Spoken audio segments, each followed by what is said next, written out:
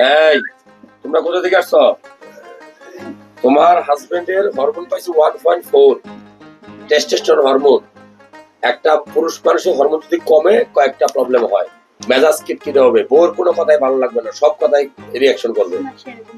আচ্ছা, চুল পাকবে, চুল পড়বে, চুল পাতলা হবে, গিরায় গিরায় ব্যথা করবে, মাংস পেশিতে ব্যথা করবে, সবচেয়ে গুরুত্বপূর্ণ যেটা, তার কোনো মানে সেক্স পাওয়ার বা আকর্ষণ আগ্রহ থাকবে না, একবার যদি যায় দ্বিতীয়বার কোনো ইচ্ছা শক্তি থাকবে না।